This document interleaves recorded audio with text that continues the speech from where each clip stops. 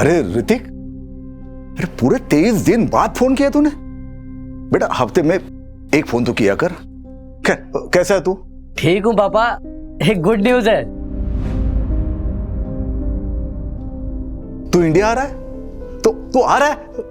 कौन सी फ्लाइट से आ रहा है बता, मैं एयरपोर्ट पे लेने आ जाता हूँ। नहीं पापा, एली प्रेग्नेंट है। क्या?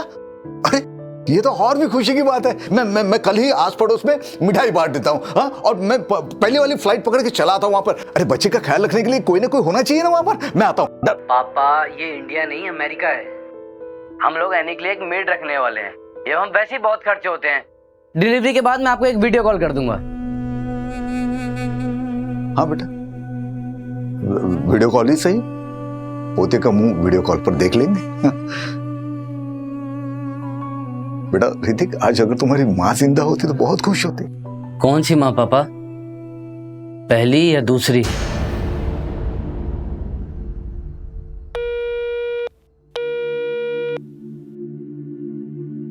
आयला, ऐसा बोला तेरा बेटा? लेकिन तूने तो ये सब उसके लिए किया था ना? मैं 16 साल का था जब पिताजी ने प्राजक्ता से शादी करा दी। प्यार व्यार कुछ पता नहीं था मुझे। ऋतिक हुआ, उसके बाद पल्लवी, उसके बाद प्राजक्ता से बस प्यार होने वाला ही था। हाँ, सब जानती हूँ। मैडम को कैंसर हो गया, मैडम चल बसी, फिर उसके बाद तुमने दूसरी शादी की, तुम्हारी दूसरी बीवी भी भाग गई। 10 बार सुन चुकी हूँ ये स्टोरी। मेरी मानो, तुम ना अभी ये सब चीज के बारे में सोचना छोड़ दो और अपने ये नालायक बच्चों से ना जितना हो सके उतना दूर रहो। टाइम वेस्ट मत करो उनके पीछे। ले, तुम्हारे छोटे भाई का फोन है। ये ना सबसे बड़ा वाला गिद्ध है, मैं बता रही हूँ। हाँ बोल अविनाश। हाँ नरेश भैया, कैसे हैं? मैं ठीक हूँ। पार्थ कैसा है? हाँ अच्छा है, एग्जाम देने गया है। अच्छा मैं क्या कह रहा था भैया, वो आपकी बीपी की दवा है ना? हाँ है। अच्छा वो कोलेस्ट्रॉल वाली? हाँ है, सब कुछ है। अच्छा भैया मैं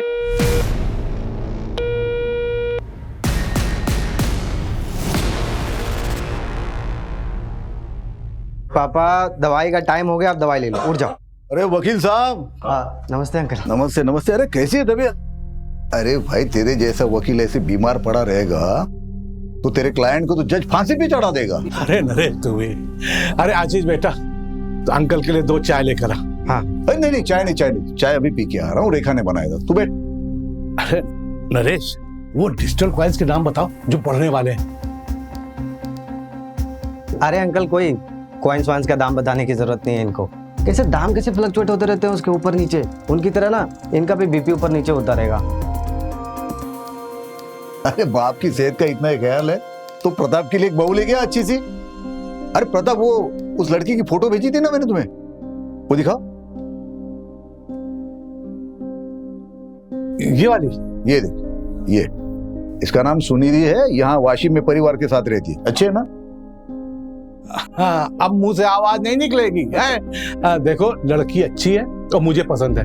अगर खानदान अच्छा हो तो तुम बात आगे बढ़ाओ। ठीक है, तो मैं इसके पिताजी के साथ बात करता हूँ और उनका नंबर तुझे मैसेज कर देता हूँ। हाँ ये ठीक है। अब तू आराम कर, मैं कपिल की दुकान पे जा रहा हूँ।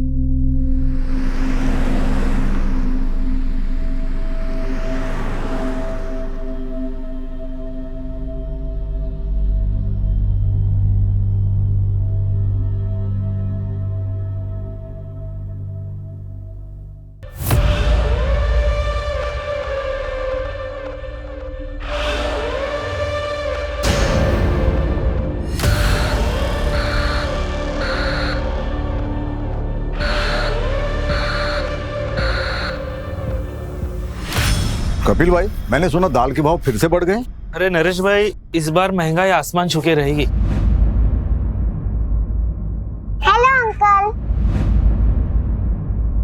हेलो बेटा। आप मेरी डॉल लाए? तुम्हारी डॉल? हाँ लाया हूँ ना, घर पे रखी है। लेकिन वो डॉल तुम्हें तब मिलेगी जब तुम्हें 10 में से 10 मार्क्स आएंगे। ओह नो, 9 मार्क्स नहीं चलेंगे? ओह नो, 9 मार्क्स क्यों? वो मेरे को एक सवाल का जवाब नहीं आ रहा था ना। अरे बाप रे, फिर तो बड़ी प्रॉब्लम हो जाएगी कपिल भाई। कपिल भाई, आपकी बेटी तो आपसे भी होशियार है। अच्छा नरेश भाई, आपके हुए 2749 रुपए। ये 3,000। छुट्टे में बाद में देता हूँ। ठीक है, बाय अंकल। बाय बेटा। चल आजा।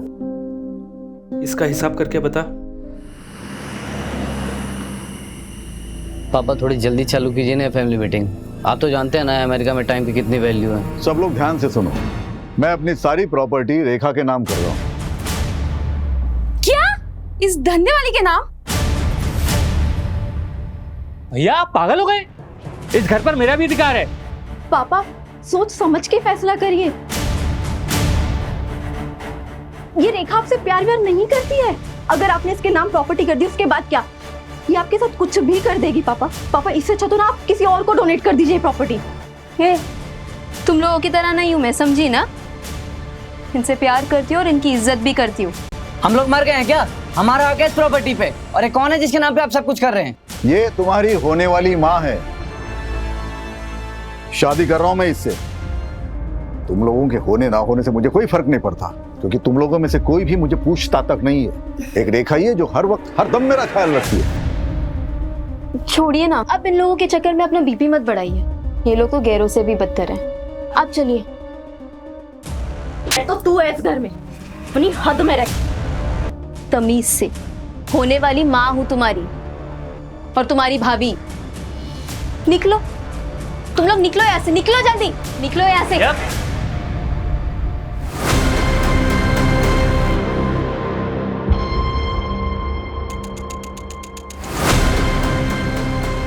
बुढ़ापे में दिमाग खराब हो गया पापा जी का।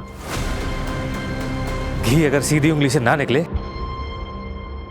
तो उंगली टेढ़ी करनी पड़ती है।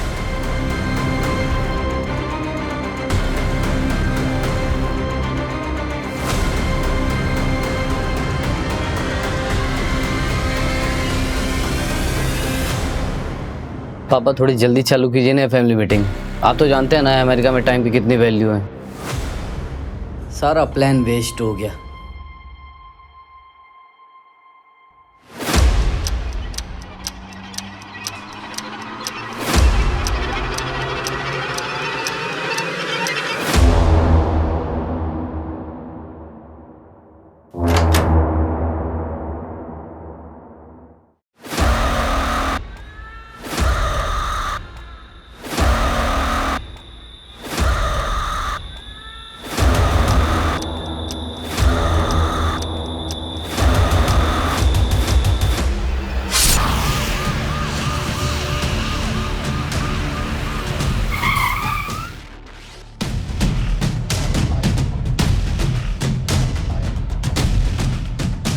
सर, विक्टिम की मंगेतर ने बॉडी देखकर हमें इन्फॉर्म किया।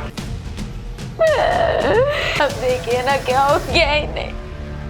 नहीं छूटो ना। ये कौन है? सर यही तो है मंगेतर। इनकी? सर इस तरफ आइए।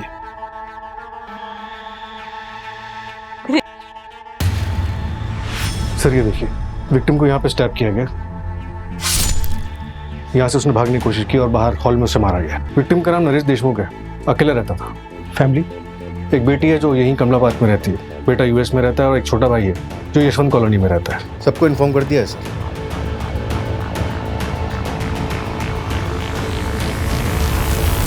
सुनो ना अविनाश, बात को मम्मी के यहाँ पे छोड़ दे क्या? अरे इतना पैनिक मत हो, नहीं तो सब गड़बड़ हो जाएगा। मैं बोल रहा हूँ ना, कुछ नहीं होगा। कैसे कुछ नहीं होगा? आज नहीं तो कल पुलिस घर पे आएगी ना।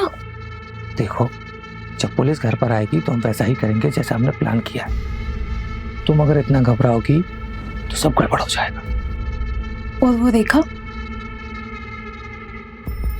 उसका भी इंतजाम कुछ कर देता हूँ। अच्छा सुनो, मैं लेट हो रहा हूँ, पल्लवी आ गई हुई, मैं जाता हूँ, ध्यान रखना।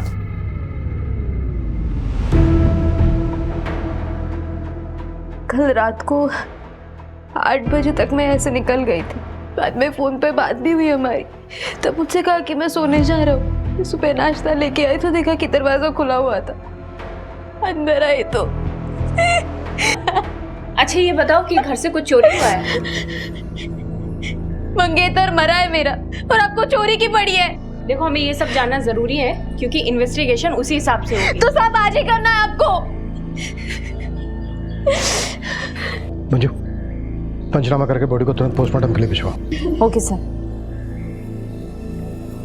जैसे ही फैमिली से कांटेक्ट होता है थाने बुलाओ।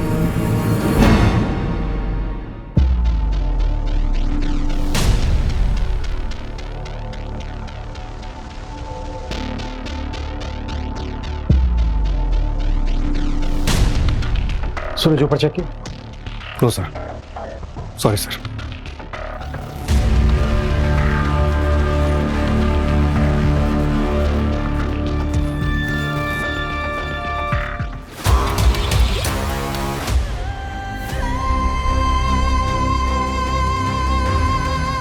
रिया, रिया! संभालिए सर, किसने मारा?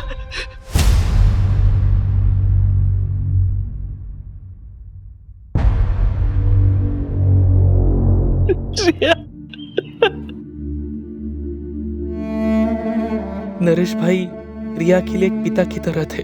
वो उसे ट्यूशन पढ़ाते थे। कई बार वो पढ़ते पढ़ते वही सो जाती थी। कल भी रिया गई थी ट्यूशन पढ़ने उनसे? नहीं, मैंने उसे नरेश भाई के छुट्टे पैसे लौटाने भेजा था। क्यों क्यों भेजा? संभालिए अपने आप को।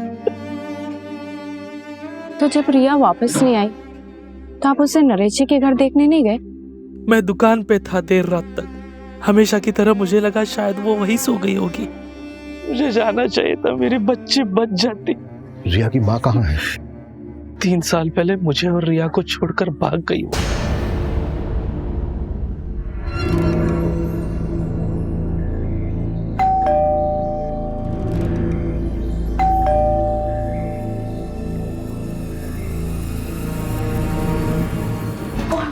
अरे हेलो, कहाँ अंदर घुसे जा रहे हो? कहाँ है पापा की बॉडी? पुलिस वाले ले गए। और हाँ, तुम दोनों को भी थाने बुलाया। और तुझे यहीं छोड़ गए? हाँ, उन्होंने कहा कि घर वालों को भेज देना। अक्सर असली दुश्मन घर वाले ही होता है ना। चल पल्लवी। वैसे कल रात के झगड़े के बारे में मैंने अब तक पुलिस वालों को नहीं बताया। हाँ, अगर चाहती तो बता सकती। मतलब क्या है तेरा? कल रात को ही तुम लोगों के साथ उनका झगड़ा हुआ। या आप पागल हो गए? इस घर पर मेरा भी अधिकार है। और कल रात को ही उनका मर्डर भी हो गया। अब इसका मतलब तुम निकालोगे या मैं पुलिस वालों को बताऊं? क्योंकि वो एकदम परफेक्ट मतलब निकालेंगे नहीं।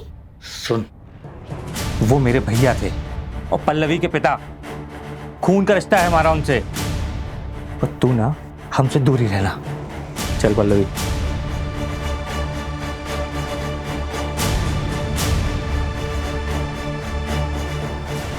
कई बार खून के रिश्तेदारों से ज्यादा पराये लोग अपने हो जाते हैं ना माँ।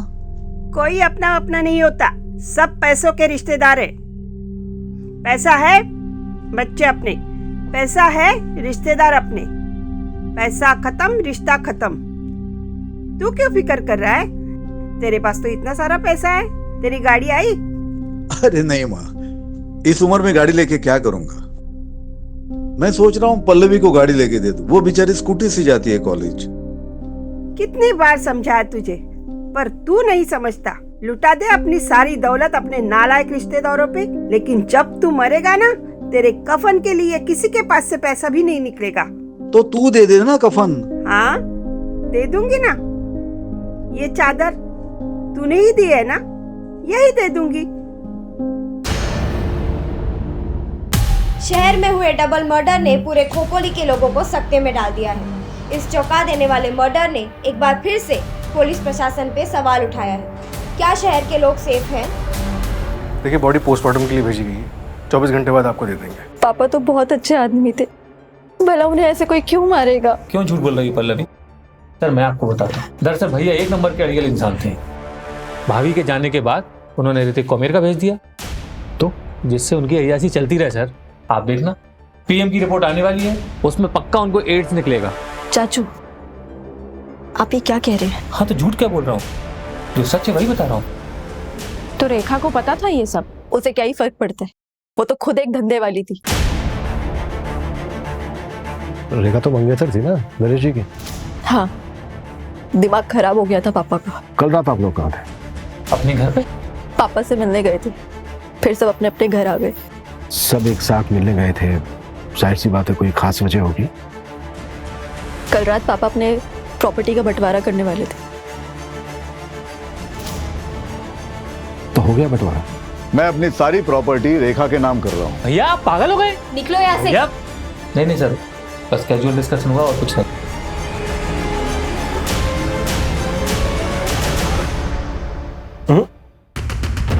फैमिली में प्रॉपर्टी के बंटवारे को लेकर डिस्कशन कभी कैजुअल नहीं हो सकता।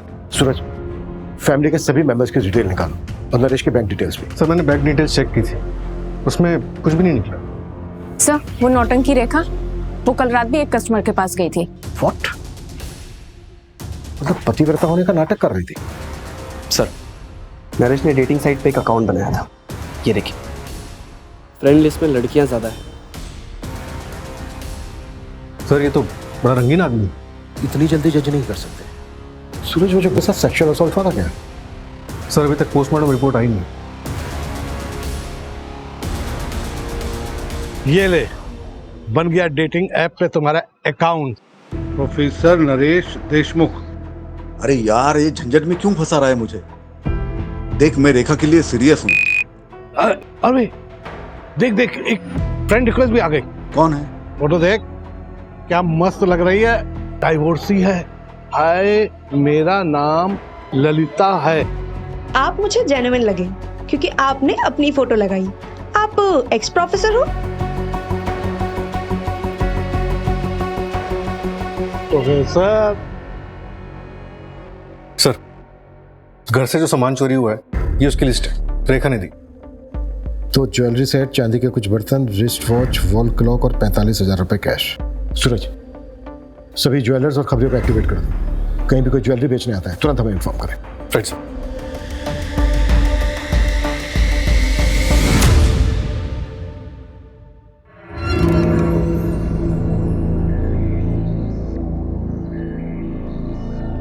सर कपिल की बीवी नीतू के बारे में पता किया मैंने, रत्नागिरी से है। वहाँ उसका मायका भी है और 8 महीने से वहाँ वो किसी आदमी के साथ रह रही है। कपिल ने अपनी बीवी को डिवोर्स दिया था क्या? पता नहीं सर, लेकिन नीतू ने कभी रिया को ले जाने की भी कोशिश नहीं की। अविनाश, हाँ? उस रात झगड़े के बाद तुम वापस घर नहीं आए थे? कहाँ गए थे? वो अपने एक दोस्त के यहाँ गया था। क्यों? ऐसे ही। और जब मैं घर पर आया तब तुम घर पर नहीं थी। कहाँ गई थी? कचरा फेंकने गई थी। फालतू के सवाल मत पूछा करो मुझसे।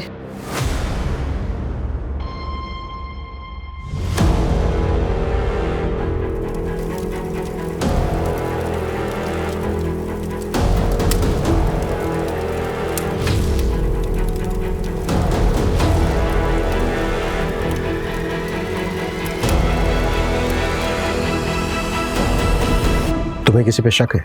सर मुझे शक नहीं, पूरा यकीन है। ये काम रेखा का ही है और अब वो चली भी गई है। इतने यकीन के साथ कैसे कह सकते हो? सर पापा उसके नाम पे प्रॉपर्टी कर रहे थे, तो उनके मर्डर के बाद पूरा बेनिफिट उसे ही मिलेगा। प्रॉपर्टी उसके नाम पर हुई? नहीं। तो बेनिफिट कैसे हुआ उसे? तो सर ये फिर चाचू ने किया होगा। प्रॉपर्टी के लिए? प्रॉपर्टी और पार्ट दोनों के लिए। पार्ट क्यों? सर पार्ट मेरा सौतेला भाई है और परी चाची मेरी सौतेली माँ। वो पापा की दूसरी वाइफ रह चुकी है। What? हाँ सर, 2 साल पहले परी चाची ने पापा को छोड़ के अविनाश चाचू से शादी कर ली थी और पापा ने तो केस भी फाइल किया था पार्थ की कस्टडी के लिए। इन्हीं सब के बीच पापा उस रेखा के चक्कर में फंस गया और चले थे उस धंधे वाली से शादी करने।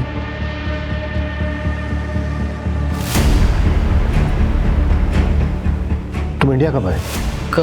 कल ही आया था सर। मैं जाऊँ?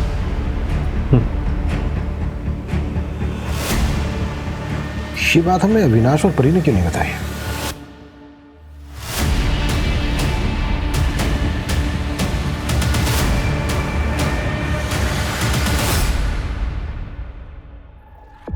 सर रेखा की माँ बीमार है इसलिए वो गांव गई हुई। ये रेखा की माँ है भी या नहीं? सर पोस्टमार्टम रिपोर्ट आ गई है। नरेश की मौत 31 मार्च की रात को 9 से 1 के बीच में हुई थी और घर के मेन डोर पर कोई फोसेंटी के निशान नहीं थे। शायद कातिल नरेश के जानने वाला था। कॉल रिकॉर्ड्स और फोन लोकेशन कब तक आ गई? कल तक आ जाएगी सर। रिया की पोस्टमार्टम रिपोर्ट का क्या हुआ? सर ये देखिए, सेक्सुअल असॉल्ट इनकंक्लूसिव है। रिया की मौत हो सकता है रिया को नरेश से पहले मारा गया हो, लेकिन डिफरेंस सिर्फ 1 घंटे का है। तो क्या मेन टारगेट रिया थी?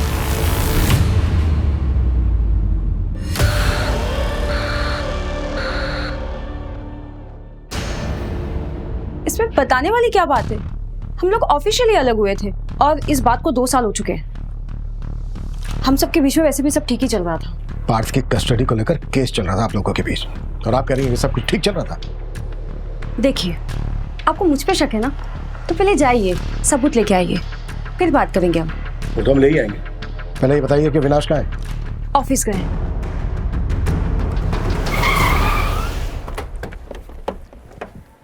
सर, नरेश की सीडीआर में किसी ललिता चौहान नाम की लड़की का नंबर मिला है। काफी बातें होती रहती थी उससे। वैसे ललिता तुम्हारी फैमिली में और कौन कौन है? मैं और मेरी मम्मी। और आपकी? सेम, मैं और मेरी मम्मी। किसी दिन मेरी मम्मी से मिलवाऊंगा मैं तुम्हें। श्योर।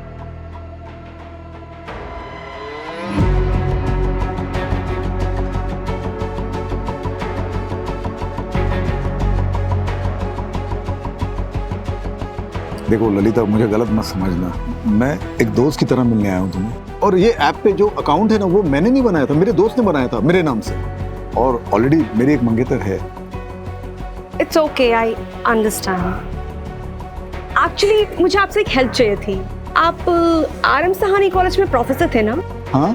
मैं वहाँ जॉब के लिए अप्लाई करना चाहती हूँ, तो क्या आपकी कुछ मदद मिल सकती है? अरे बिल्कुल करूंगा।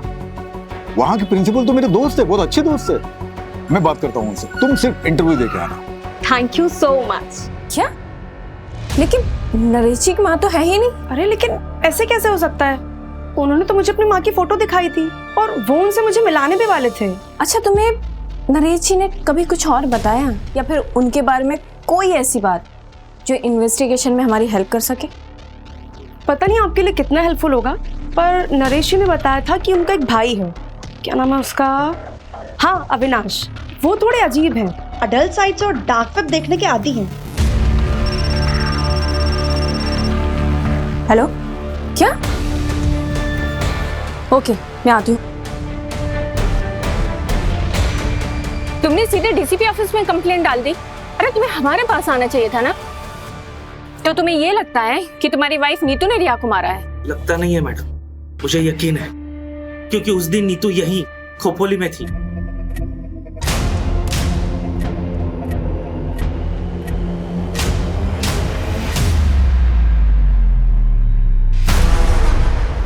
तो तुमने हमें ये सब पहले क्यों नहीं बताया था? बेटी की लाश हाथों में थी मैडम, मेरा दिमाग सुन हो गया था। तो जब याद आया था तब पुलिस स्टेशन आना चाहिए था ना। तुम तो पहुंच गए सीधे DCP ऑफिस। हम गरीबों की कौन सुनता है मैडम, और मैं देख रहा हूँ आप लोग सिर्फ नरेश भाई के मर्डर की जांच कर रहे हैं। आप लोग ये मान चुके हो कि जो कुछ हुआ है वो नरेश भाई के लिए हुआ है और उसमें मेरी बेटी रिया की जान गई। लेकिन इसका उल्टा हुआ है मैडम, रिया को नीतू ने मारा है और उसमें नरेश भाई मरे। हाँ सुनो, एक नंबर ट्रैक करो, अर्जेंट है। नीतू शर्मा नाम है, नंबर भेजती हूँ मैं।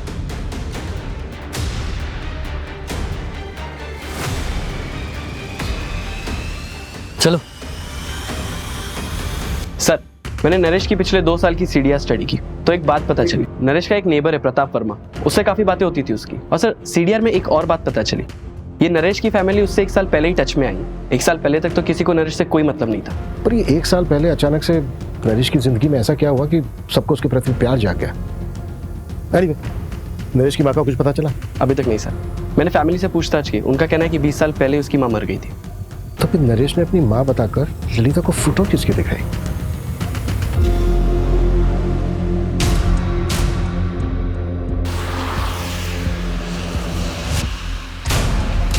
रोक।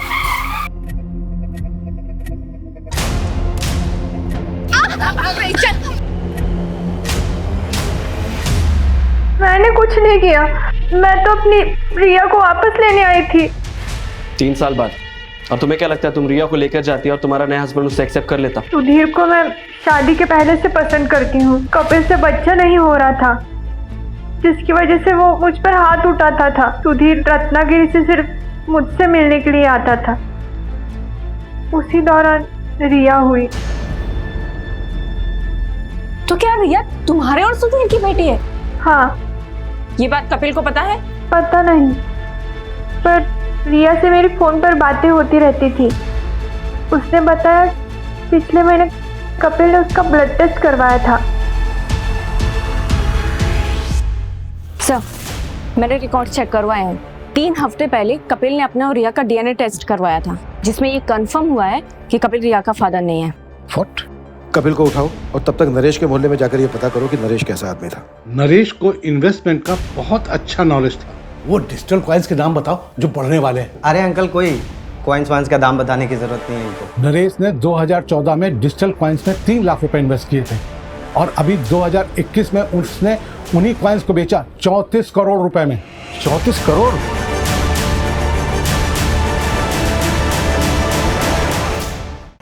कहाँ है ये 34 करोड़?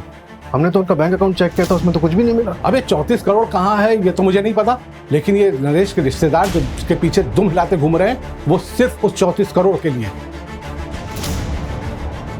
34 करोड़ ना नरेश के बैंक अकाउंट में है और ना ही उतना पैसा उसके घर में मिला। हाँ सर, पूरे 34 करोड़ रुपए गायब है।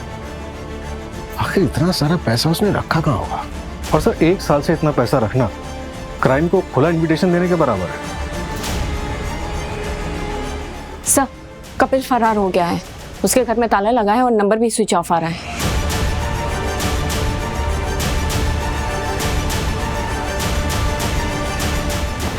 सर, ललिता सही बोल रही थी।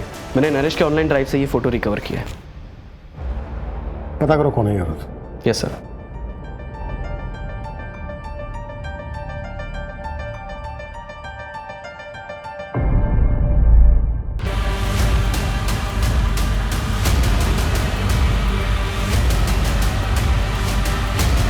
ये थी धोखेबाज नंबर 104। तो नरेश की बेटी पल्लवी, उसका एक लड़की के साथ अफेयर है। व्हाट? हाँ सर, सुनिधि नाम है उसका। ये देख, ये इसका नाम सुनिधि है। यहाँ वाशी में परिवार के साथ रहती। दोनों लिव इन में रहते हैं। नरेश ने इन दोनों को अलग करने की भी कोशिश की थी। देखो सुनिधि, मैंने तुम्हारे लिए बहुत अच्छा लड़का देखा है, अच्छी फैमिली से, मेरे दोस्त प्रताप का बेटा है, वकील फैमिली से। पापा, आई डोंट बिलीव दिस। मुझे लगा आप यहाँ पे मेरे और सुनिधि के रिश्ते को एक्सेप्ट करने आए, लेकिन आप तो हमारे रिश्ते को तोड़ने में लगे। लेकिन मैं ऐसा होने नहीं दूंगी। बाप हो तुम्हारा, फिक्र है तुम्हारी, इसलिए ये गलती तुमसे होने नहीं दूंगा मैं। मेरे जीते जी ये शादी हो नहीं सकती। ठीक है, फिर आप मेरे लिए मर गए। चल सुनिधि। यार, नरेश अंकल ने पापा को फिर से फोन किया था। लड़के वालों को ये रिश्ता मंजूर है, उन्होंने मुझे लड़का देखने के लिए बुलाया है। तू फिक्र मत कर, मैं हमारे बीच किसी को भी नहीं आने दूंगी, किसी को भी नहीं। सर, अविनाश के सीडीआर के मुताबिक 31 मार्च की रात को उसका फोन रात 9 बजे से 12 बजे तक बंद था। 9 से 12 के बीच में फोन बंद था।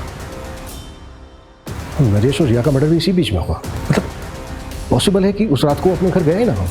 उस रात झगड़े के बाद तुम वापस घर नहीं आए थे, कहाँ गए थे? सूरज, अविनाश को उठा लो। और रेखा का क्या हुआ? उसकी माँ है?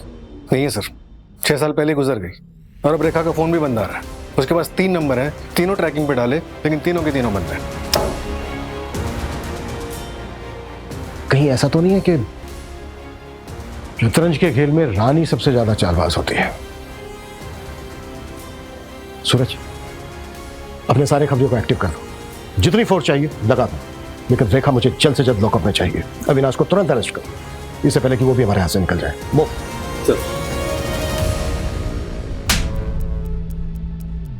याद आया? हाँ, वो 34 करोड़ वाली बात। मुझे पता था कि भैया के पास 34 करोड़ रुपए हैं, पर मैंने नरेश भैया का मर्डर नहीं किया सर। 31 मार्च की रात को अपना मोबाइल फोन बंद करके कहाँ गया था तुम? वो मैं अपने एक दोस्त के यहाँ गया था। दोस्त का नाम और नंबर बोल। बंसी नाम है उसका, नंबर मेरे मोबाइल में है, मैं देख के बताता हूँ आपको। उसकी जरूरत नहीं है, नंबर है हमारे पास 733219। रेखा का नंबर है ये। क्राइम की रात को रेखा अपने क्लाइंट से मिलने गई थी और वो क्लाइंट तुम हो।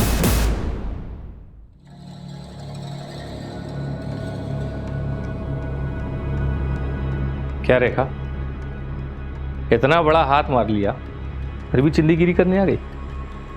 राजा, तू ना मेरा कस्टमर है और अब तक करोड़पति बनी नहीं हूं मैं। आज जब बन जाऊंगी तब सोच लूंगी ना। चल, टाइम खोटी मत कर, जो करना है वो जल्दी कर। रेखा और तू दोनों नरेश से जुड़े हुए थे और क्राइम की रात को तुम दोनों साथ में थे। ये बात छिपाई क्यों हमसे? सर माना कि ये बात मैंने आपसे छुपाई, पर अब तो आपको पता चल गई ना।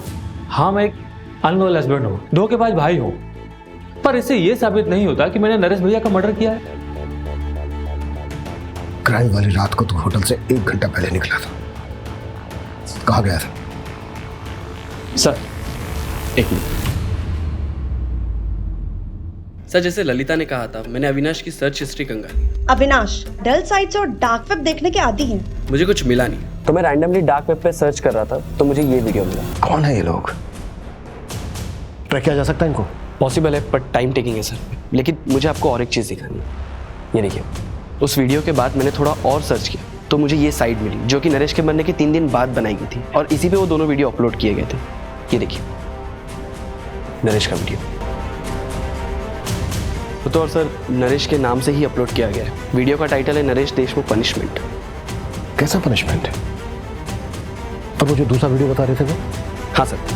मंजू, ये वही लड़की है ना जिसके साथ नरेश चैट करता था? हाँ सर, ललिता, और इससे मैंने बात भी की थी। विपुल, ये वीडियो जिसने अपलोड किया है उसको ट्रैक करने की कोशिश करो। ये बंदा जल्द से जल्द चाहिए मुझे। Okay sir. मेरा नाम कपिल गुप्ता है, मैं खोपोली महाराष्ट्र का रहने वाला हूँ। मुझे आप लोगों से एक जरूरी बात कहनी है। सर, अपलोडर का आईपी एड्रेस ट्रैक हो गया है। ये देखिए, ये वीडियो आज सुबह ही अपलोड हुई है। धोखेबाज की तलाश जारी है। अगर आपको भी किसी ने धोखा दिया है तो उसका प्रोफाइल हमें भेजिए, उसकी सजा हम तय करेंगे। ये तो खुलेआम सुपारी उठा रहा है। नहीं सर, हर कोई डार्क वेब एक्सेस नहीं कर सकता।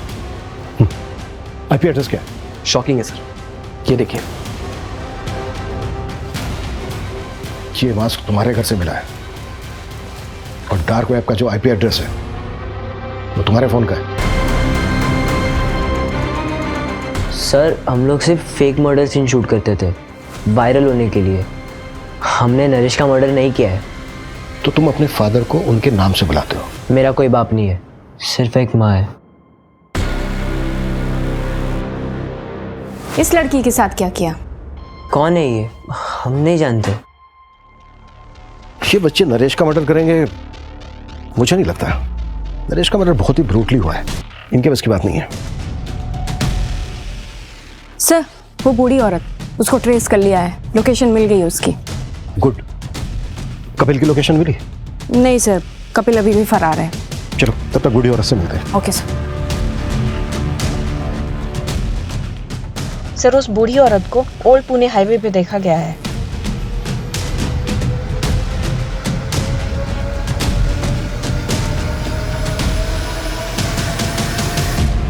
माता जी उठिए। मैंने समझाया था उसे, लेकिन उसने मेरी बात नहीं मानी। उसने जब झूठ बोलने के लिए कहा था तभी मैं समझ गई थी जरूर इसके साथ कुछ होने वाला है। कैसा झूठ लाजू? माँ, ये देख, कुछ कपड़े लाया हूं तुम्हारे लिए। अच्छे है ना? मैं क्या बोल रहा हूँ, कब तक तू ऐसे सड़कों पे पड़ी रहेगी? चलना, घर चलना। अरे बाबा, अपने घर की महाभारत झेल चुकी हूँ मैं। बेटा और बहू ने सड़कों पे फेंक दिया, अब तेरे घर की महाभारत झेलूं? मुझसे नहीं होगा। अरे माँ, मेरे घर में महाभारत होने के लिए घर में कोई होना भी तो चाहिए। क्यों? पैसों की बात सुनकर कोई नहीं आया?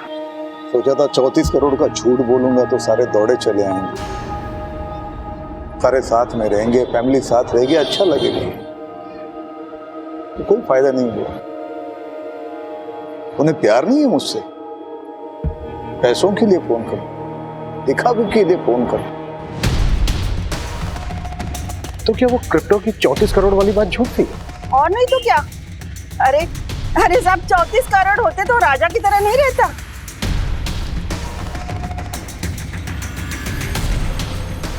आखिर किलर आया किसके लिए? मंजू, जो दूसरा अपलोडर था उसकी कोई अपडेट? ललिता की लोकेशन डिटेल्स चेक कर रहे हैं। अगर उसकी लास्ट लोकेशन पता लग जाए तो शायद हम दूसरे अपलोडर तक पहुंच जाए। सर एक और बात, कपिल ने अभी अभी एक वीडियो अपलोड किया है ऑनलाइन जिसमें उसने पब्लिक से गुहार लगाई है कि पुलिस उसे झूठे केस में फंसा रही है। तो फिर भागा क्या कर रहा है?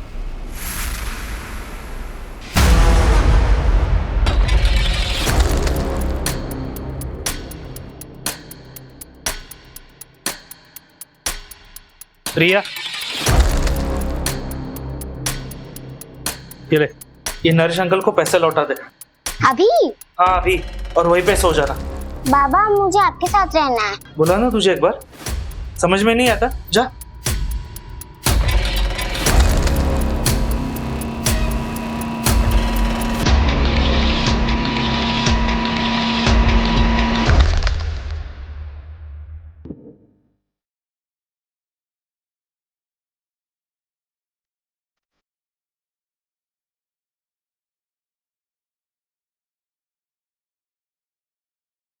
मंजू मेरे केबिन में।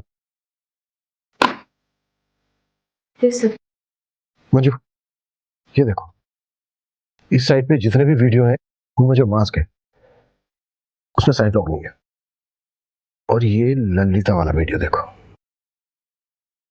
इसमें जो मास्क है उसमें साइड लॉक है, मतलब दोनों मास्क अलग है।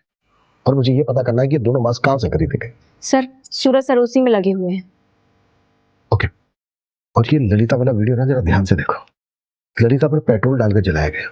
जब भी किसी जिंदा इंसान को जलाया जाता है तो चीखता है, चिल्लाता है, तड़पता है, इधर उधर भागता है, लेकिन ललिता की बॉडी में कोई मूवमेंट नहीं, सिर्फ चीखने की आवाज आ रही है। तो क्या ये साउंड फेक है? सर मास्क ऑनलाइन खरीदा गया, ये देखिए, ये है बायर्स की लिस्ट। और सर ये हाईलाइटेड नाम देखिए।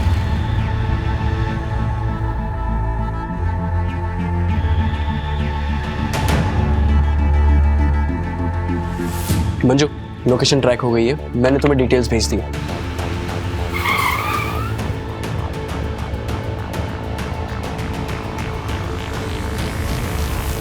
कौन? Room service.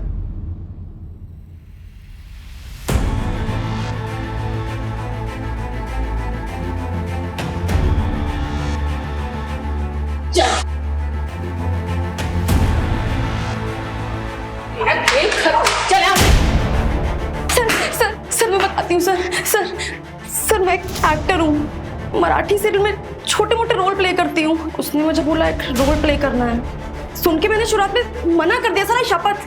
पर फिर घर का रेंट और खर्चे तो मैंने कर लिया सर।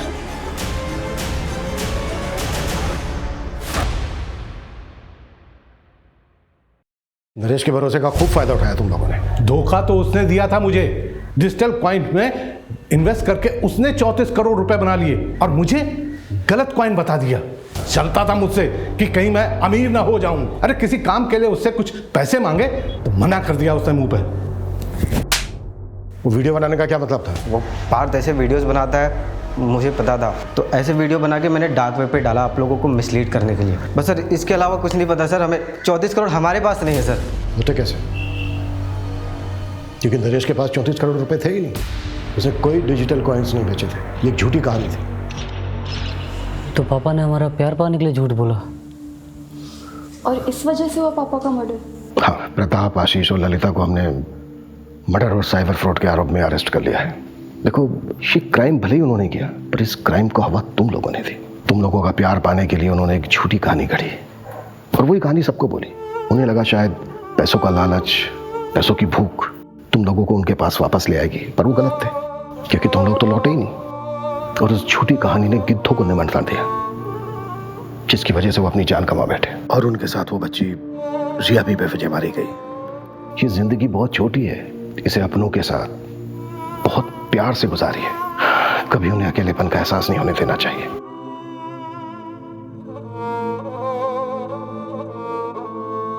मैंने तेरे लिए स्पेशल भिंडी मसाला बनाया है। आप भिंडी पे ही सारे एक्सपेरिमेंट करना। अच्छा, बहुत बड़ी हो गई तू। हाँ, क्राइम पेट्रोल के ऐसे ही मजेदार एपिसोड्स देखने के लिए हमारे चैनल को सब्सक्राइब करें